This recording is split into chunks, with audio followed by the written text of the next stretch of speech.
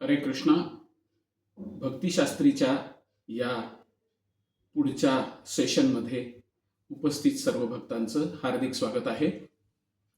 आज आपण पाहणार आहोत लेसन 5 म्हणजे धडा 5वा, अध्याय 2, सांख्य योग, श्लोक संख्या 1 ते 10. ओम अज्ञानतिमिरान्धस्य ज्ञानाञ्जनशलाकया चक्षुरुन्मिलितं येन तस्मै श्री गुरवे नमः. तर या संपूर्ण दुसऱ्या अध्यायाचं शीर्षक सांख्ययोग असं आहे आणि या दुसऱ्या अध्यायामध्ये एकंदरीत 72 श्लोक आहेत आणि या श्लोकांचं वर्गीकरण जर करायचं म्हटलं तर अशा पद्धतीने आपल्याला करता येईल की 1 ते 10वा श्लोक याला अर्जुनाचं आत्मसमर्पण असं म्हणता येईल. त्यानंतर 11 ते 30 हे भगवान श्रीकृष्ण आत्म्याबद्दलचं ज्ञान अर्जुनाला देत आहेत.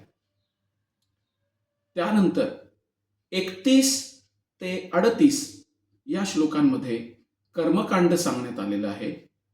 त्यानंतर 38 ते 53 या श्लोकांमध्ये कर्म आणि बुद्धियोग हे भगवंत स्पष्ट करून सांगतात आणि स्थितप्रज्ञ व्यक्ती जी आहे तिचा स्तर काय असतो हे भगवंत 54व्या श्लोकापासून ते 72व्या श्लोकापर्यंत सांगतात. तर अशा पद्धतीने या संपूर्ण अध्यायाचं वर्गीकरण आपण पाहू शकतो. आणि त्याचबरोबर क्लोजबुक एक्झाम तयारी प्रश्न या संदर्भामध्ये जर आपण पाहिलं तर 13व्या प्रश्नापासून साधारण 33व्या म्हणजे जवळजवळ 20 प्रश्न क्लोजबुक एक्झाममध्ये केवळ या सांख्ययोग म्हणजे दुसऱ्या अध्यायावर आपल्याला विचारले जाऊ शकतात. तर हा अतिशय महत्त्वाचा असा अध्याय असल्यामुळे आपण सगळ्यांनी या अध्यायाची पूर्ण तयारी करायची आहे. तर प्रश्न काय काय आहेत या संदर्भात आपण पहिले चर्चा करूया, जेणेकरून आपल्याला तो श्लोक आणि ते तात्पर्य मिळालं की तो प्रश्न आणि त्याचं उत्तर आपल्याला त्या तात्पर्यामध्ये मिळू शकतं. तर दुसऱ्या श्लोकात भगवान या शब्दाची 6 लक्षणं स्पष्ट करा, हा 13वा प्रश्न आहे. 14वा प्रश्न असा आहे की क्षुद्रम हृदय दौर्बल्यम या शब्दाचा अर्थ काय होऊ शकतो, 3ऱ्या श्लोकात याचं उत्तर मिळेल. 15वा प्रश्न धर्मग्रंथांतील नियमानुसार गुरूंचा केव्हा त्याग केला जाऊ शकतो, याचं उत्तर तुम्हाला 5व्या श्लोकामध्ये मिळेल. 16वा प्रश्न असा आहे धर्मसम्मूढ चेताः या शब्दाचा अर्थ काय आहे आणि याचं उत्तर 7व्या श्लोकात मिळेल. 17वा प्रश्न असा आहे आत्म्याचा आकार केवढा आहे आणि त्याच्या अस्तित्वाची लक्षणं काय आहेत, हा 17व्या श्लोकामध्ये याचं उत्तर आपल्याला मिळू शकतं. 18वा प्रश्न असा आहे शरीरामध्ये कोणती 6 प्रकारची स्थित्यंतरं होतात आणि याचं उत्तर आपल्याला 20व्या श्लोकात मिळेल. 19वा प्रश्न असा आहे अणु आत्मा आणि विभू आत्मा याचा अर्थ स्पष्ट करायचा आहे आणि याचंही उत्तर आपल्याला 20व्या श्लोकात मिळेल. 20वा प्रश्न असा आहे यज्ञामध्ये पशुची आहुती देणे या मुळीच हिंसक कृती मानल्या जात नाहीत असं का, याचं उत्तर आपल्याला 31व्या श्लोकामध्ये मिळेल. त्याचबरोबर 21वा प्रश्न असा आहे क्षत्रिय या शब्दाचा अर्थ काय आहे, याचंही उत्तर आपल्याला 31व्या श्लोकामध्ये मिळणार आहे. त्याचबरोबर 22वा प्रश्न असा आहे स्वधर्म या शब्दाचा अर्थ काय आहे आणि 2 प्रकारचे स्वधर्म कोणते, याचंही उत्तर आपल्याला 31व्या श्लोकामध्येच मिळणार आहे. 23वा प्रश्न असा आहे स्वर्गद्वारम अपावृतम या शब्दाचा अर्थ काय आहे आणि याचं उत्तर आपल्याला 32व्या श्लोकामध्ये मिळेल. 24वा प्रश्न असा आहे, प्रत्यवायो न विद्यते या शब्दाचा अर्थ काय आहे? आणि याचं उत्तर आपल्याला 40व्या श्लोकात मिळेल. 25वा प्रश्न असा आहे, व्यवसायात्मिका बुद्धी या शब्दाचा काय अर्थ आहे? आणि याचं उत्तर आपल्याला 41व्या श्लोकामध्ये मिळेल. 26वा प्रश्न असा आहे, वेद प्रामुख्याने कशाचं वर्णन करतात?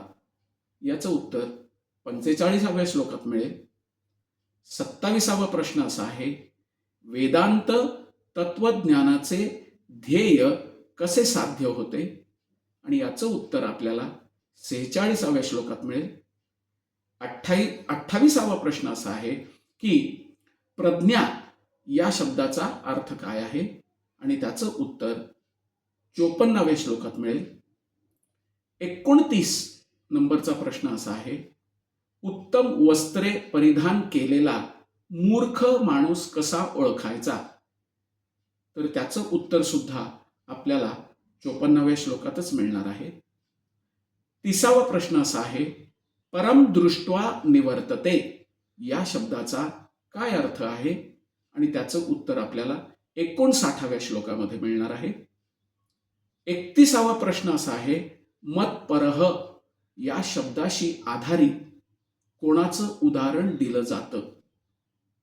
तर याचं उत्तर आपल्याला 61व्या श्लोकात मिळणार आहे.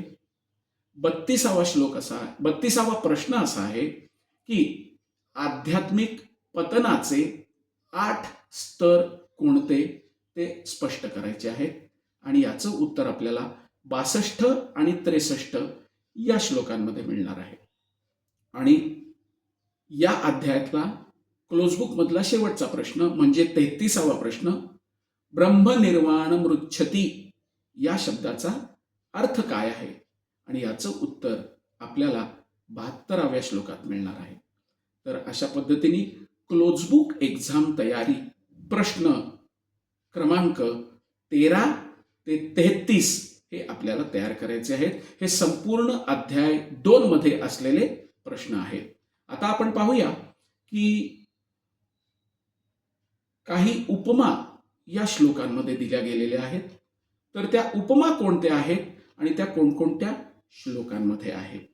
तर सर्वात पहिली उपमा आहे, पहिला श्लोक, बुडणाऱ्या व्यक्तीच्या वस्त्राबद्दल करुणा करणे व्यर्थ आहे. दुसऱ्या श्लोकात उपमा आहे, परम सत्याचा साक्षात्कार 3 अवस्थांमध्ये होतो. 17व्या श्लोकात उपमा आहे, ज्याप्रमाणे एखाद्या औषधातील कार्यकारी तत्वाचा प्रभाव पूर्ण शरीरभर पसरतो. 20वी उपमा अशी आहे जी 20व्या श्लोकात मिळते, कधी कधी आकाशातील ढगामुळे किंवा इतर काही कारणास्तव. 21व्या श्लोकात एक उपमा आहे, न्यायाधीशाने मृत्यूदंडाची शिक्षा फरमावली.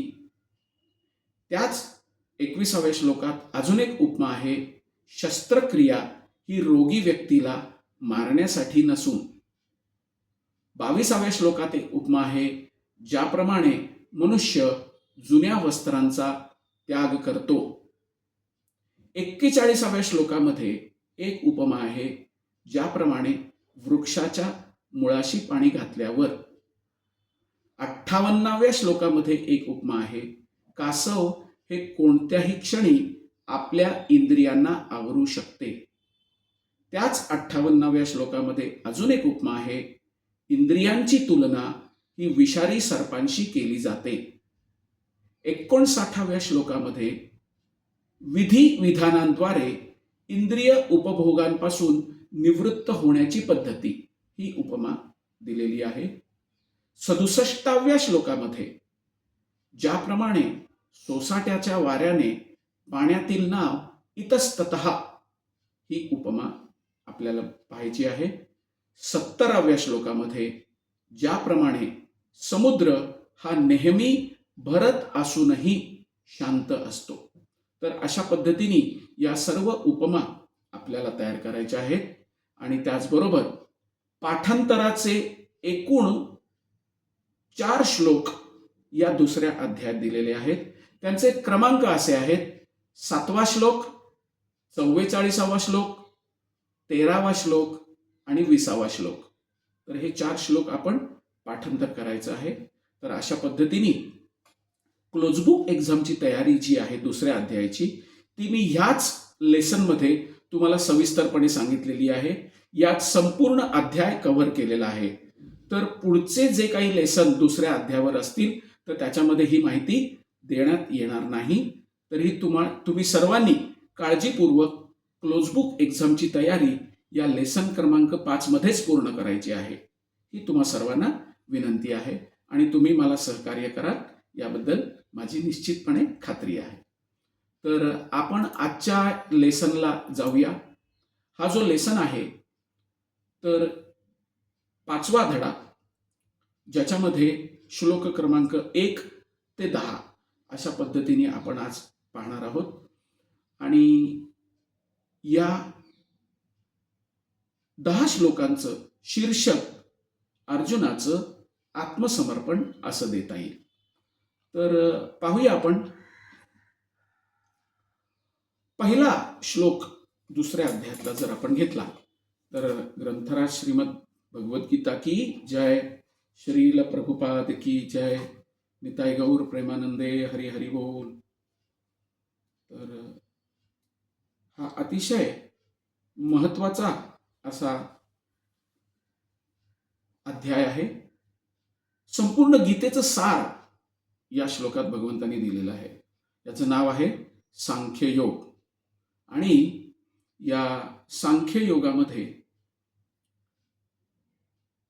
अज्ञानाची लक्षणं आणि आत्मसाक्षात्काराची व्याख्या असे बरेच महत्वाचे मुद्दे सुद्धा उपस्थित होतात. तर पहिल्या श्लोकापासून सुरुवात करूया. शक्यतो मी पहिला श्लोक तुम्हाला म्हणून दाखवत जाईन, म्हणजे कशा पद्धतीने श्लोक म्हणायचे असतात याची तुम्हाला कल्पना येईल. तर पहिला श्लोक. संजय उवाच तं तथा कृपयाविष्टम् अश्रुपूर्ण कुलेक्षणं विषीदन्तम् इदं वाक्यम् उवाच मधुसूदनः. अशा एका छंदात सुद्धा हा श्लोक म्हणता येतो. आणि दुसऱ्या चालीमध्ये जर म्हणायचा झाला तर संजय उवाच तं तथा कृपयाविष्टम् अश्रुपूर्ण कुलेक्षणं विषीदन्तम् इदं वाक्यम् उवाच मधुसूदन. अशा पद्धतीने तुम्ही वेगवेगळ्या चालीमध्ये सुद्धा श्लोक म्हणू शकता. तर जी चाल म्हणण्यामध्ये तुम्हाला अतिशय समाधानकारक आहे, जी सोपी तुम्हाला वाटते, ती तुम्ही आत्मसात करू शकता. तर या तात्पर्यामध्ये श्रील प्रभुपाद आपल्याला काही महत्वाचे मुद्दे सांगतात.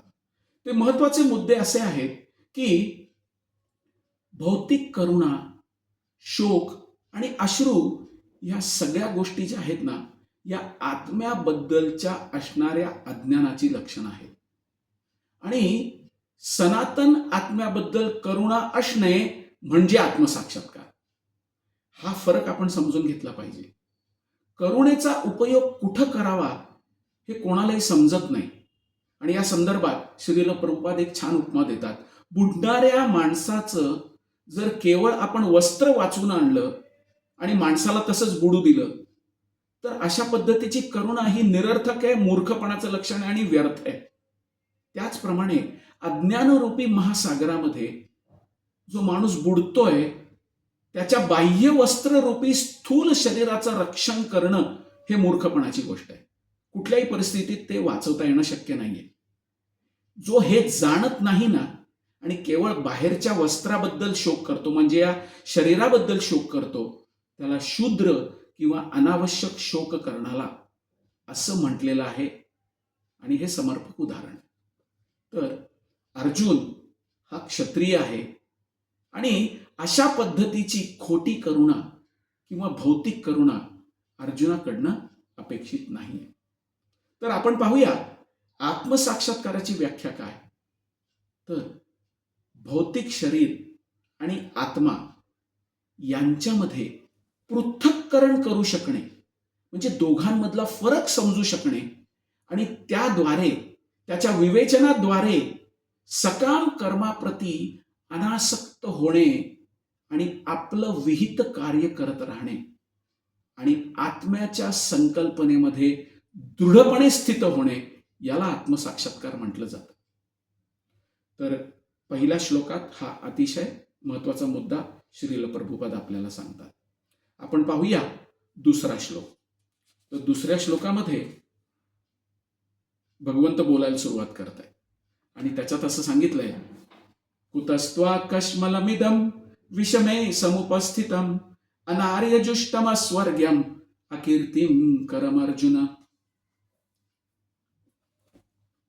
या श्लोकामध्ये काही महत्वाचे प्रश्न आहेत ज्याच्यावर आपल्याला उत्तर शोधायचंय. ते कोणते कोणते प्रश्न आहेत याच्याबद्दल आपण चर्चा करू. पहिला, भगवान या शब्दाची व्याख्या काय. दुसरा, आर्य म्हणजे काय. तिसरा, अनार्य म्हणजे काय.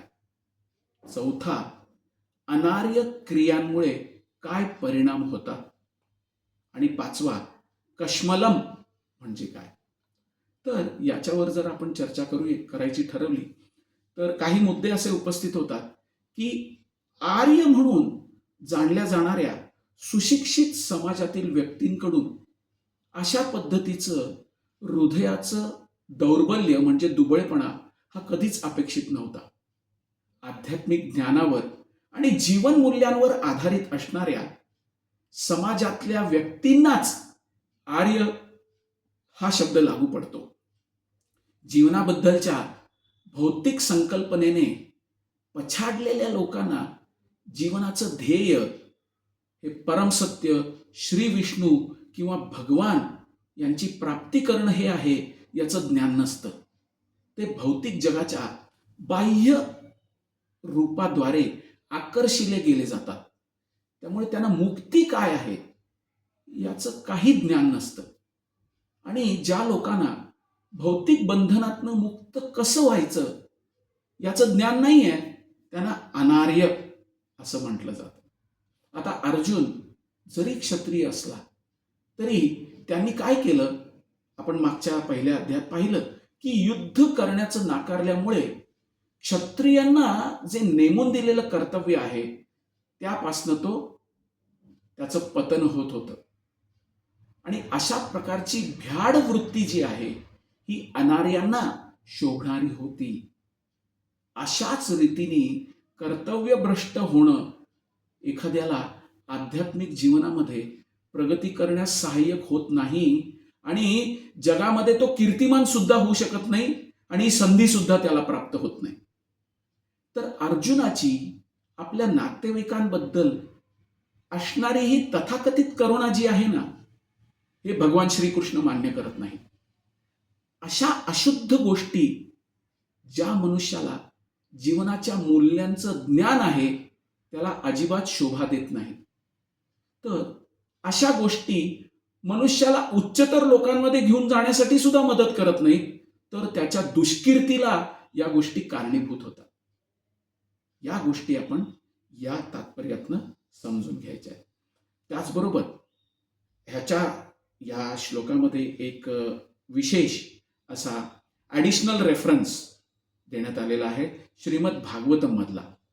तर श्रीमद भागवतम मध्ये पहिला स्कंध 2रा अध्याय 11वा श्लोक, परम सत्य कुठल्या प्रकारे जाणता येऊ शकतं याबद्दल सांगण्यात आलेलं आहे. आणि अतिशय फेमस श्लोक श्रील प्रभुपाद अनेक वेळा कोट करतात.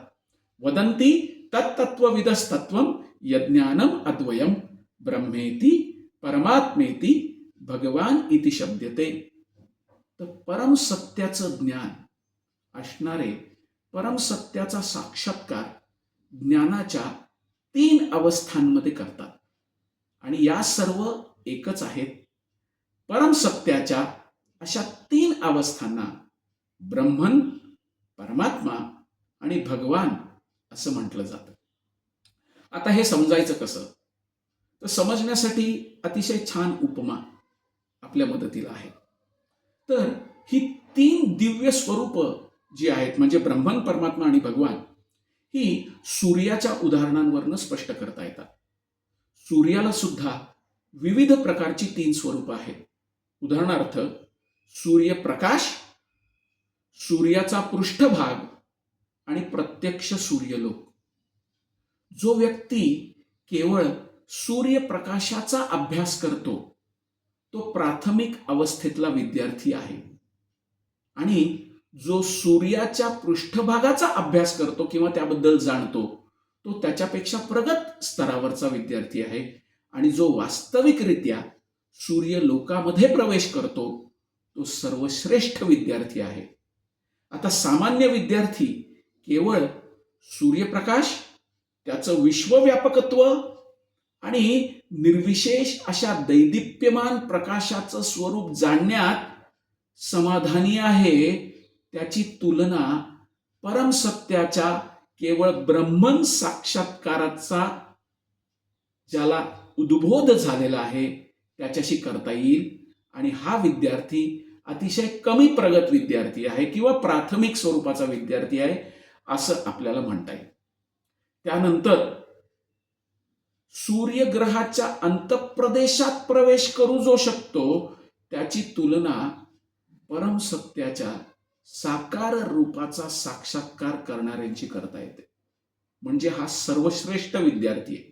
म्हणून सर्व प्रकारचे विद्यार्थी, प्राथमिक, मध्यम स्तरावरचा आणि उच्च स्तरावरचा, हे तीनही विद्यार्थी जरी परमसत्य या एकाच विषयाचा अभ्यास करण्यात जरी मग्न असले तरीही ज्यांनी परमसत्याच्या भगवान रूपाचा साक्षात्कार केलेला आहे ते सर्वश्रेष्ठ अध्यात्मवादी आहेत आणि भक्त या स्तरावर असतात.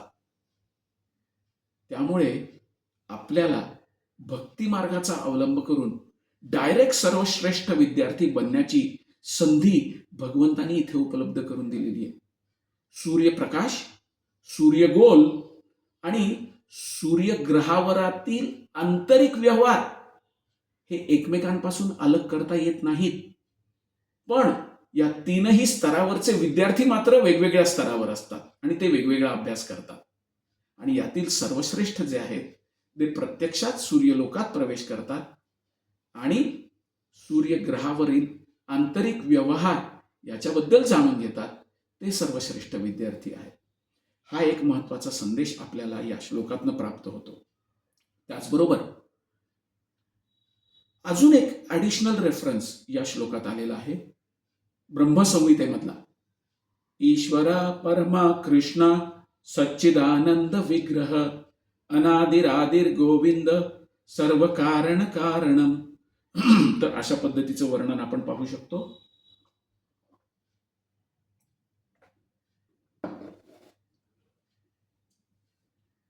भगवंतांच्या गुणांनी संपन्न अशा अनेक व्यक्ती आपण पाहू शकतो, परंतु श्रीकृष्ण हे सर्वश्रेष्ठ आहेत, कारण कोणीही त्यांची बरोबरी करू शकत नाही. स्वतः भगवंत सांगतात, मत्ता परतरम नान्यत किंचित अस्ति धनंजय, किंवा त्यांना असम ऊर्ध्व असंही म्हटलं जातं. कोणी त्यांच्या बरोबरीचं नाही, कोणी त्यांच्यापेक्षा उच्चही नाही.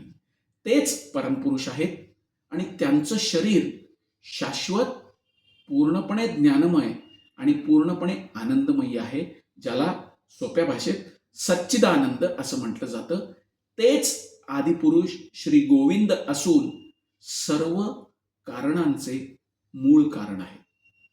याचबरोबर अजून एक ॲडिशनल रेफरन्स श्रीमद भागवतम मध्ये आलेला आहे.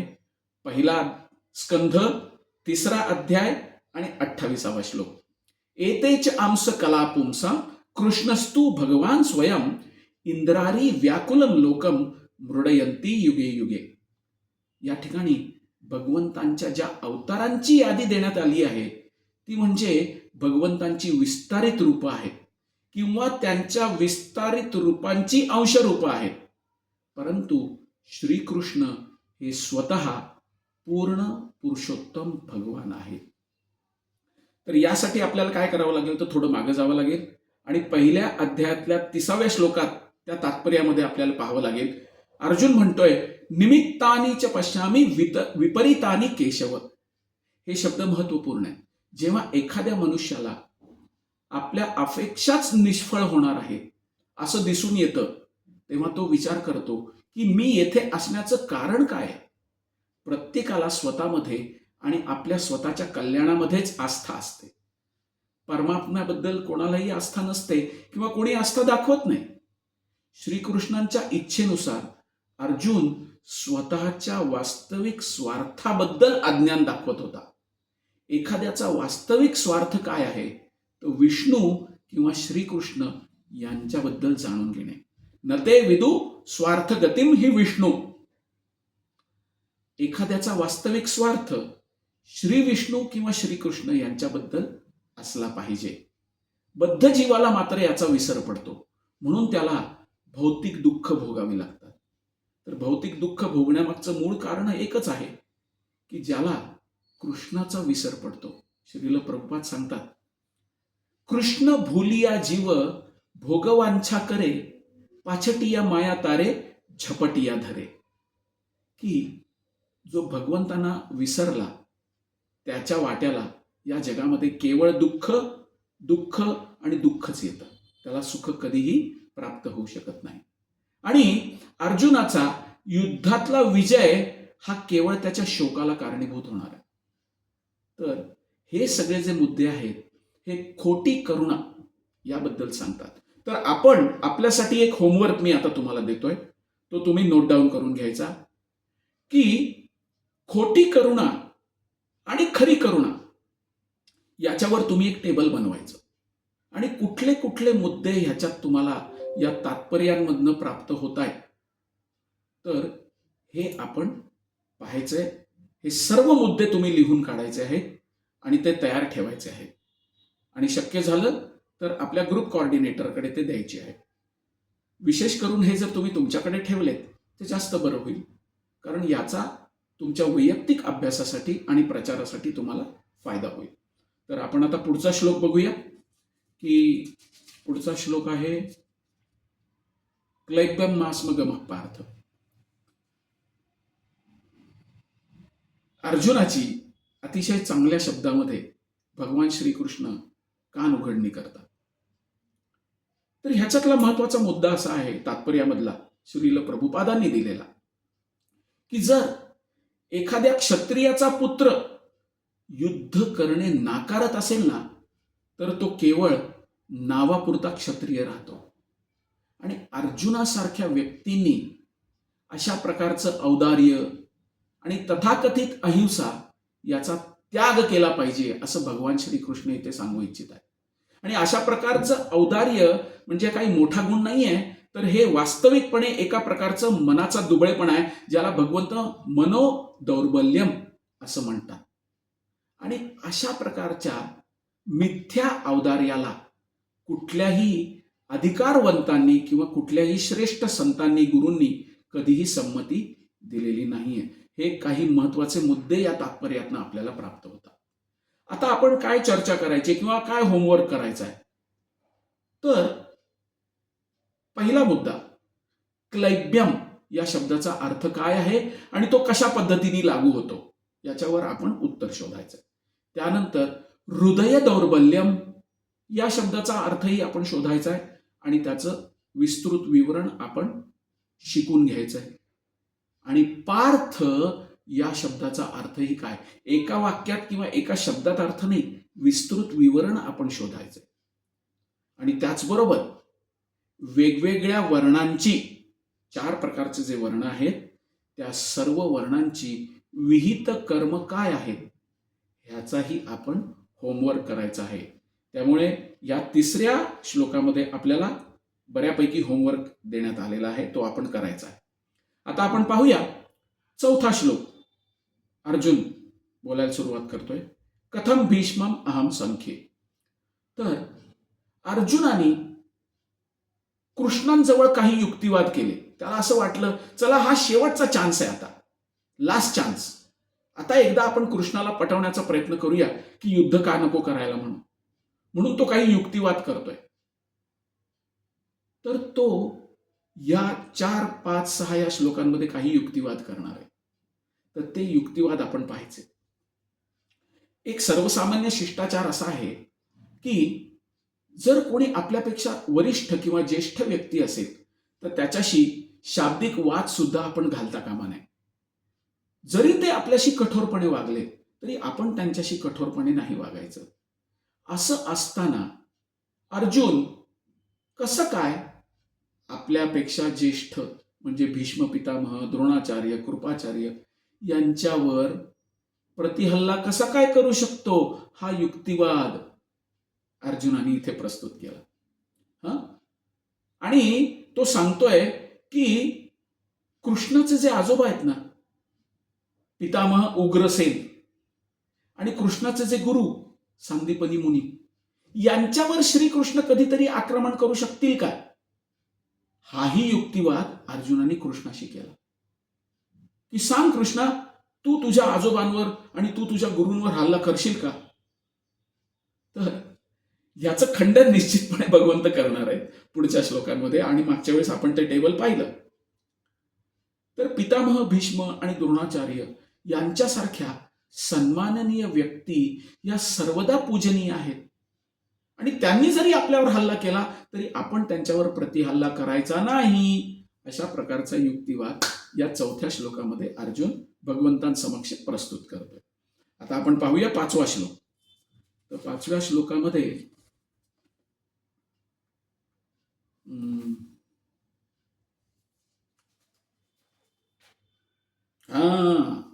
अतिशय महत्वाचा हा जो श्लोक आहे तो मी वाचून दाखवतो, कारण याचा छंद वेगळा आहे, याची चालही वेगळी आहे. तर तीही सुद्धा, म्हणजे जेव्हा 4 लाईनचे श्लोक येतात, काही 2 लाईनचे श्लोक असतात आणि काही 4 लाईनचे श्लोक असतात. तर 4 लाईनचे श्लोक जेव्हा येतात तेव्हा ते या विशिष्ट छंदामध्ये म्हणणं हे जास्त सोयीस्कर राहतं. ती मी चाल तुम्हाला माहीतच आहे, तुम्ही सगळे हुशार आहात, पण तरी सुद्धा माझ्या शुद्धीकरणासाठी मी तुम्हाला सांगतो कशा पद्धतीने आपण म्हणू शकतो.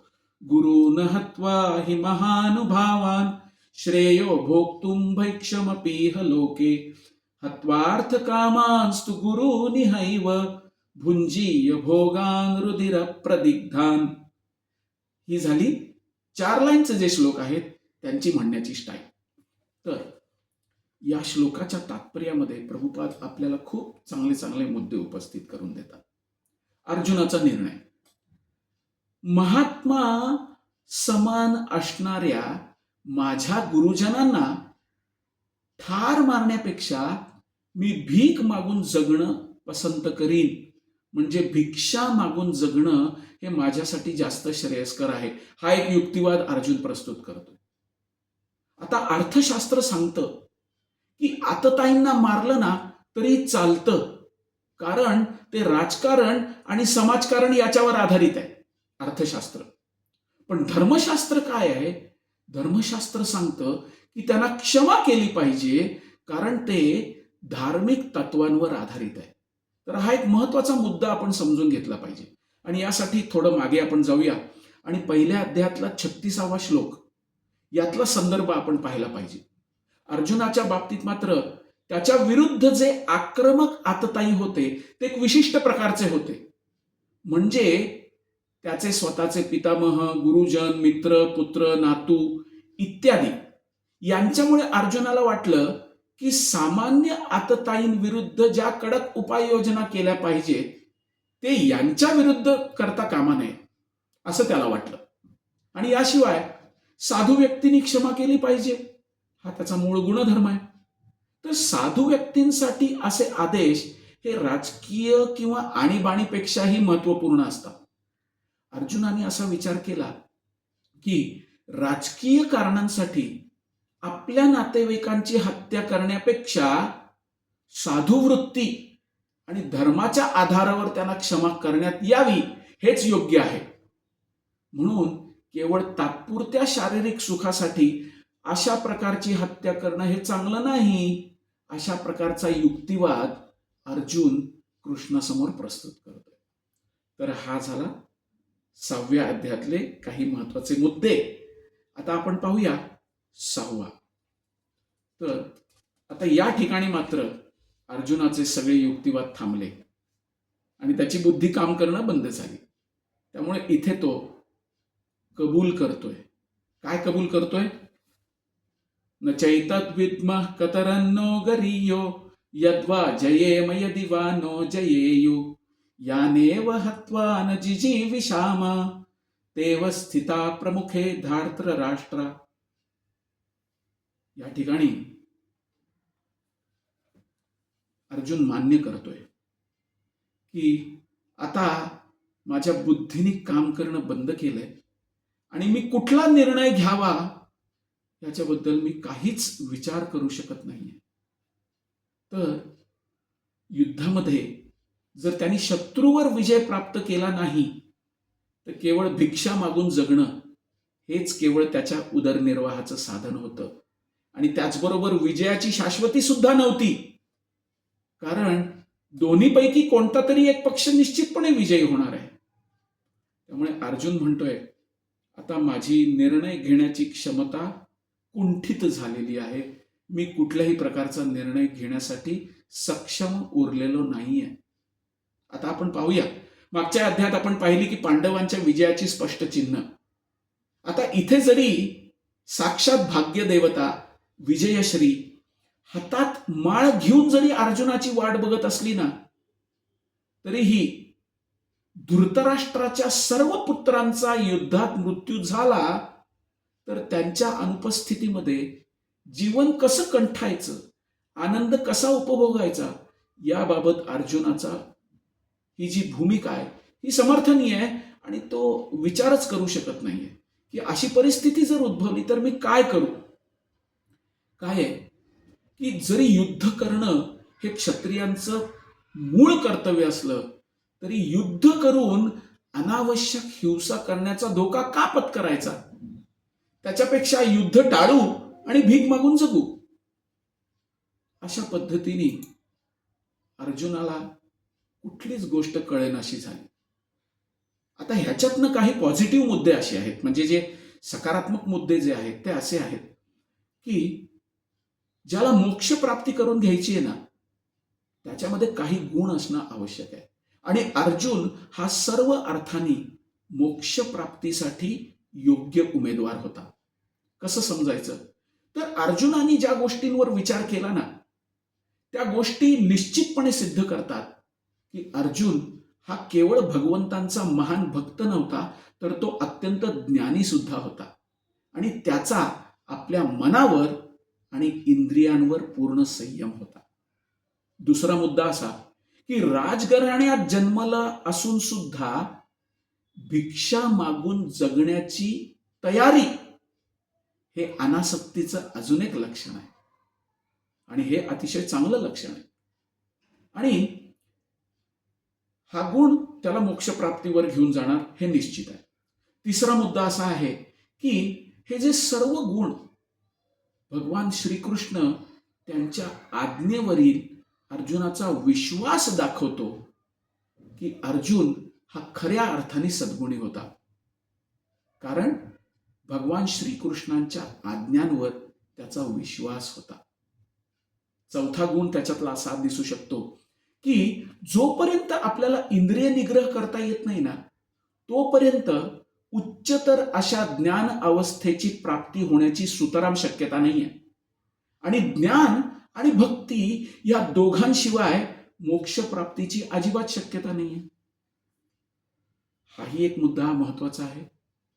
त्याचबरोबर अजून एक मुद्दा या तात्पर्यामधनं आपल्याला समजू शकतो की भौतिक संबंधांबद्दल अर्जुनाला पुरेपूर जाणीव होती, परंतु त्यापेक्षा कितीतरी पटीने अधिक हे सर्व आध्यात्मिक गुण अर्जुनाकडे होते.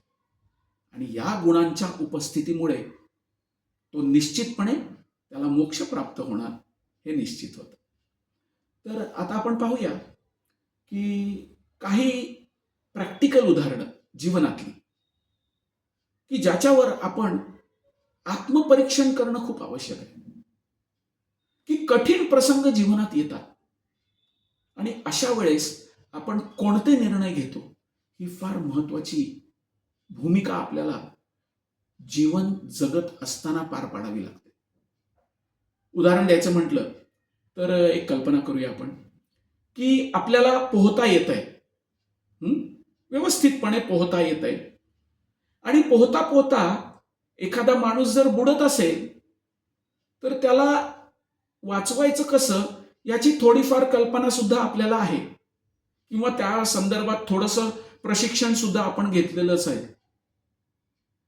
पण ह्या सगळ्या ज्या गोष्टी आहेत ना, मला पोहता येतं, एखाद्याचा जीव वाचवण्यासाठी थोडंफार मी प्रयत्न करू शकतो, हे शांत पाण्यामध्ये शिकणं आणि पुराच्या म्हणजे नदी वाहतीये दुथडी भरून आणि त्या पुराच्या पाण्यात एखादा बुडतोय आणि त्याला वाचवणं, याच्यात जमीन आसमानाचा फरक आहे. आणि तुम्ही अशा पुरानी दुथडी भरून वाहणाऱ्या नदीच्या किनारी उभे आहात आणि तिथे तुम्ही पाहताय की एक जण त्या नदीच्या पुराच्या प्रवाहात ओढला जातोय आणि बुडतोय. आता प्रश्न येतो की त्या पाण्यात तुम्ही उडी मारणार का नाही मारणार? आता तुमचं उत्तर हो किंवा नाही असं असू शकतं. हो तर का हो आणि नाही तर का नाही, ह्याच्यावर तुम्ही ब्रेनस्टॉर्मिंग करायचंय आणि हा तुमचा होमवर्क आहे. तुम्ही पाण्यात उडी मारणार का उडी मारणार नाही? हा, त्याच्यासाठी लागणारं प्री क्वालिफिकेशन तुमच्याकडे आहे. काय? तुम्हाला पोहता येतंय आणि थोडंसं एखाद्याचा जीव वाचवता पण येतोय. पण हे सगळं तुम्ही शिकलेलं आहात शांत पाण्यामध्ये, स्विमिंग टँकमध्ये किंवा विहिरीमध्ये. पुराच्या प्रवाहात तुम्ही शिकलेला नाहीये. तर दोन्ही प्रश्नांची उत्तरं तुम्ही काळजीपूर्वक लिहायची आहेत आणि ही उत्तरं मला तुमच्याकडनं अपेक्षित आहे. आता त्याच्यावर असाही मुद्दा उपस्थित केला जाऊ शकतो की एखादा माणूस म्हणेल की मी का बाबा उडी मारू?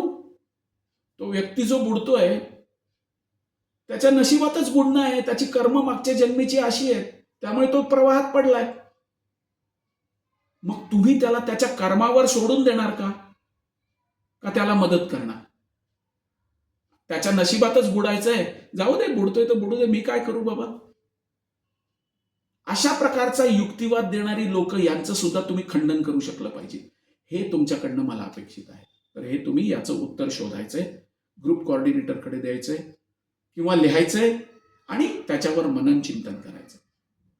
तर हा तुमच्यासाठी दिलेला होमवर्क आहे. आपण पाहूया पुढचा श्लोक, अतिशय महत्वाचा. अर्जुन या ठिकाणी भगवान श्रीकृष्णांची शरणागती स्वीकार करतोय आणि भक्ती मार्गातली ही सर्वात बेसिक गोष्ट, ज्याला मूळ पात्रता म्हटली जाते, ती इथनं सुरुवात होते. पाहूया.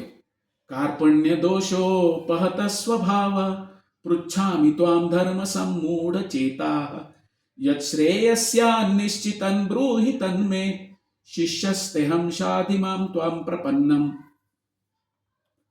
याच्यामधला पॅरेग्राफ पहिला आणि पॅरेग्राफ तिसरा हा खूप महत्वाचा आहे.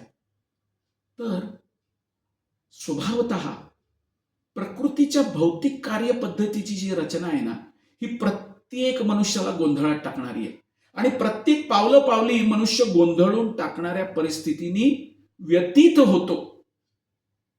म्हणून मनुष्याला जीवनातलं जे ध्येय आहे ना, त्या ध्येयाची प्राप्ती करून देण्यासाठी योग्य मार्गदर्शन करणाऱ्या प्रमाणित आध्यात्मिक गुरुकडे जाणं खूप आवश्यक आहे. तद विज्ञानार्थ गुरुम स एव अभिगच्छेत. समाजामध्ये एक चुकीची संकल्पना दृढ आहे. ती संकल्पना अशी आहे की अभी तक बुलावा नहीं आया.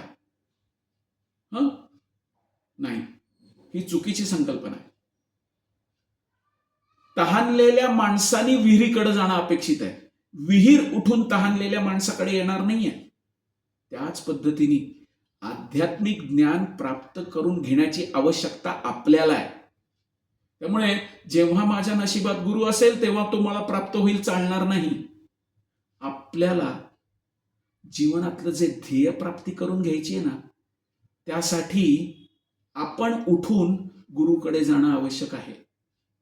म्हणून तर एज्युकेशन सिस्टीम मध्ये शाळा किंवा गुरुकुल हा कन्सेप्ट आलेला आहे.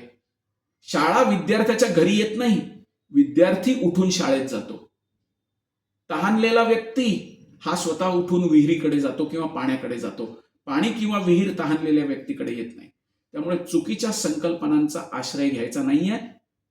जब बुलावा आया तब देख लेंगे ही धादांत खोटी गोष्ट आहे आणि आपण यापासून सावधान राहायचं. त्यामुळे आपल्या इच्छेशिवाय भरपूर गोष्टी या भौतिक जगात घडत असतात आणि त्याची गुंतागुंतीची रचना जी आहे ना ती कायम आपल्याला गोंधळात टाकत असते. त्यातनं जर मुक्त व्हायचं असेल ना तर आपण स्वतःहून उठून आध्यात्मिक गुरूंसाठी शोध घेतला पाहिजे. हा वैदिक शास्त्रांचा आदेश आहे. जीवनातल्या गुंतागुंती कशा सोडवायच्या आणि त्या सोडवण्यासाठी ज्ञान प्राप्त कसं करायचं याबद्दल परंपरेतनं चालत आलेल्या आध्यात्मिक गुरुकडे जाणं आवश्यक आहे. स्वतः भगवंत सुद्धा याचाच पाठपुरावा करतात. भगवद्गीतेचा 4था अध्याय, एवं परंपरा प्राप्तम इमम राजर्षयो विदुः. तर ज्या व्यक्तीला प्रमाणित आध्यात्मिक गुरु आहे ना त्याच व्यक्तीला सर्व गोष्टींचं ज्ञान असण्याची खात्री देता येऊ शकते. आणि त्यासाठी मनुष्याने या गोंधळात खितपत नाही पडायचंय. नाही आता काय आहे की हे भौतिक जगतच असं आहे त्यामुळे इथे असंच बनवून राहूया. नाही, हे चालणार नाही. आध्यात्मिक गुरूंचा आश्रय घेतलाच पाहिजे. तर अर्जुन हा बुद्धिमान असल्यामुळे त्यांनी हे जाणलं की आपली जी कुटुंबियांबद्दलची जी आसक्ती आहे आणि त्यांना मृत्यूपासून वाचवण्याची इच्छा जी आहे ना याचमुळे माझ्या मनाचा गोंधळ उडालेला आहे. तो हे समजू शकत होता की आपल्याकडनं युद्ध कर्तव्य अपेक्षित आहे, पण खोटी करुणा आणि त्यामुळे निर्माण झालेलं हृदयाचा दुबळेपणा याच्यामुळे तो आपलं कर्तव्य पार पाडू शकत नव्हता. म्हणून आता त्यांनी काय केलंय तर कृष्णाकडे जाऊन त्यांनी सांगितलंय की कृष्णा प्लीज मला आता मार्गदर्शन कर. तर या संदर्भामध्ये श्रील प्रभुपाद अतिशय छान अॅनालॉजी देतात की देहात्म बुद्धीने मनुष्य जेव्हा वश होतो, कृपण व्यक्ती काय करतो तर कुटुंब, समाज, राष्ट्र इत्यादींच्या प्रती अनावश्यक आसक्ती दाखवतो. यांच्याबद्दल आसक्ती असणं आवश्यक आहे, पण ती मर्यादित स्वरूपात असणं आवश्यक आहे. म्हणजे आपलं कुटुंब, आपला समाज, आपलं राष्ट्र यांच्याबद्दल मनुष्याने अटॅच राहिलं पाहिजे, पण ती आसक्ती अतिशय जास्त प्रमाणात असली नाही पाहिजे. त्यांनी काय होतं प्रभुपाद सांगतात, त्वचा रोगाच्या आहारी जाऊन मनुष्य, त्वचा रोग म्हणजे स्किन म्हणजे शरीर, शरीराशी संबंधित सर्व गोष्टी. आता कुटुंब, समाज आणि राष्ट्र या सर्व गोष्टी मनुष्याच्या शरीराशी संबंधित आहेत. म्हणून तो या गोष्टींना अवास्तव महत्व देतो. उदाहरणार्थ आपली पत्नी, आपल्या मुलांवर, इतर सदस्यांवर तो अनावश्यक आसक्त होतो आणि त्याला असं वाटतं की तो एवढा सक्षम आहे की तो आपल्या कुटुंबियांचं मृत्यूपासून संरक्षण करू शकतो. त्याला वाटतं की आपली कुटुंबीय आणि आपला समाज आणि आपलं राष्ट्र आपल्याला मृत्यूच्या दाढेपासून वाचवू शकेल. तर अशा प्रकारची मनोवृत्ती जी आहे ना ही निम्न स्तरावरच्या पशूंमध्ये सुद्धा आढळून येते ना. पशु लोक जे असतात ते सुद्धा आपल्या कुटुंबियांचं संरक्षण करतात की. मग मनुष्य देह प्राप्त झाल्यानंतर उच्चतर तुम्ही काय केलं. आता यामध्ये 2 गोष्टी आपल्याला समजून घ्यायच्या आहेत. कृपण म्हणजे ज्याला इंग्रजीमध्ये मायझर असं म्हटलं जातं.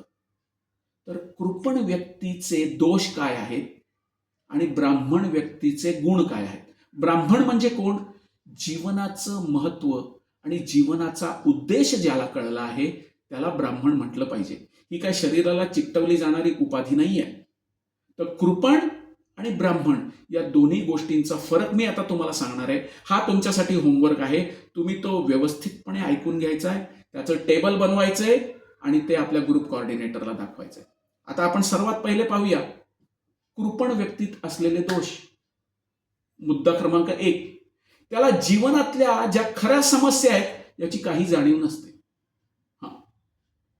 मुद्दा क्रमांक 2 तो असा आहे की मूल्यवान असा मनुष्य जन्म प्राप्त होऊन सुद्धा तो जीवनातल्या खऱ्या समस्या सोडवत नाही. देहात्मबुद्धीमध्ये जगून जो जीवन वाया घालवतो, त्वचा रोगाच्या भावनेत आसक्ती वाढवत नेतो, मी माझ्या कुटुंबियांचं संरक्षण करू शकतो असं स्वतःला समजतो, माझे कुटुंबीय मृत्यूपासून माझं संरक्षण करू शकतात असंही त्याची ठाम समजूत असते. आत्मसाक्षात्काराचं ज्ञान प्राप्त न करता केवळ कुत्र्या मांजऱ्याप्रमाणे जीवन जगून तो जीवन वाया घालवतो. हे सर्व दोष कृपण व्यक्तीमध्ये असतात. आता आपण पाहू की ब्राह्मण व्यक्तीत असलेले गुण, ज्याला जीवनातल्या खऱ्या समस्यांची जाणीव आहे.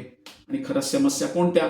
भगवंत भगवद्गीतेच्या 13व्या अध्यायामध्ये सांगतात, इंद्रियार्थेषु वैराग्यम अनहंकार एवच जन्म मृत्यू जरा व्याधी दुःख दोषानुदर्शन. तर ज्याला या 4 समस्यांची जाणीव आहे, जो आत्मसाक्षात्काराबद्दल प्रयत्नशील आहे, मनुष्य देहाचा उपयोग करून जीवनातल्या खऱ्या समस्या सोडवतो, प्रमाणित आध्यात्मिक गुरुला शरण जाऊन भगवान कृष्णांबद्दल ज्ञान प्राप्त करतो आणि भगवंतांबद्दल आसक्ती वाढवून भौतिक गोष्टींबद्दलची आसक्ती कमी करतो, त्याला ब्राह्मण म्हटलं जातं. आता याचबरोबर आपण काही गोष्टी अशाही पाहू ज्या गंभीर स्वरूपातल्या आहेत.